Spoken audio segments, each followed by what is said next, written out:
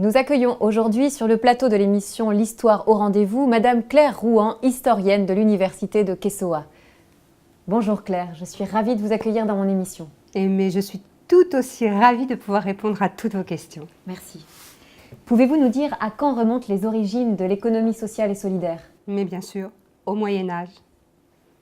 Et oui, l'origine de l'économie sociale et solidaire voit le jour au Moyen-Âge.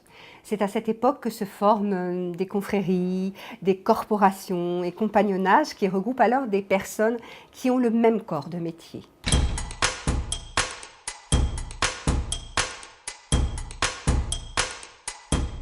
Et est-ce que les choses ont ainsi évolué paisiblement jusqu'à trouver la forme qu'on connaît aujourd'hui?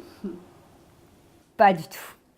Après la Révolution française, ces confréries, corporations ainsi que les organisations ouvrières sont interdites. Elles continuent pourtant d'exister, mais illégalement.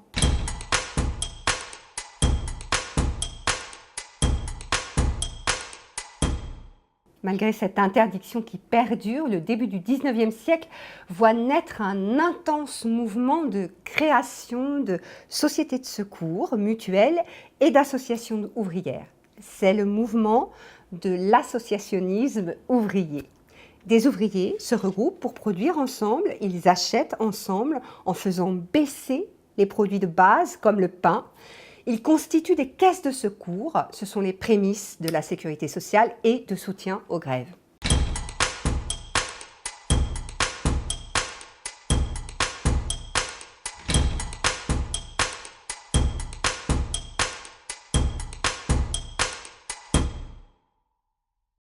Progressivement, on ne parle plus d'association, mais de coopération. Et c'est sous la Troisième République que ces regroupements sont reconnus et structurés par des lois. D'abord, les coopératives de production, anciennement associations ouvrières. Ensuite, les mutuelles, anciennes caisses de secours. Et jusqu'aux associations non professionnelles grâce à la loi de 1901. Nos associations sportives et de loisirs d'aujourd'hui sont toujours régies par cette loi de 1901.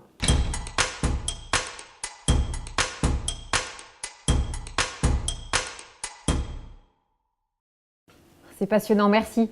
Et pouvez-vous nous dire quand la dénomination économie sociale et solidaire voit le jour? À partir des années 1970.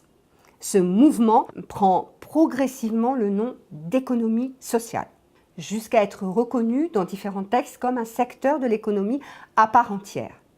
Un deuxième mouvement, celui de l'économie solidaire, vient s'ajouter à ce premier mouvement.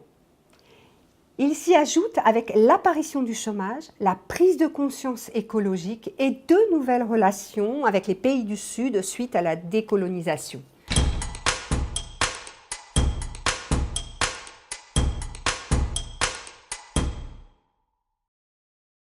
Cette reconnaissance par l'État se poursuit jusqu'à la loi de 2014. Cette loi définit l'économie sociale et solidaire et lui donne un cadre.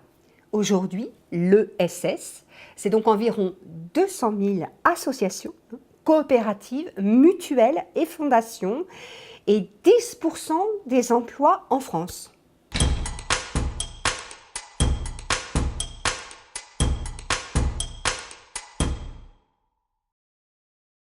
L'économie sociale et solidaire s'est construite tantôt comme un mouvement de résistance face au pouvoir, avec des initiatives collectives émergentes du peuple pour améliorer les conditions de vie, et à d'autres moments, elle fut soutenue et appuyée par l'État, mais comme vous avez pu le voir, tardivement.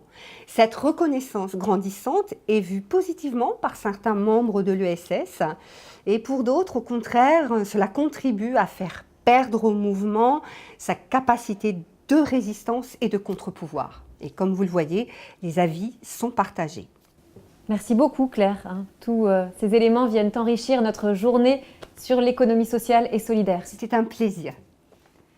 Nous vous donnons rendez-vous sur notre chaîne Débat dans 20 minutes avec des acteurs du monde de l'entreprise divers sur notre territoire. Vous pouvez réagir sur notre chaîne au 3601, appel non surtaxé.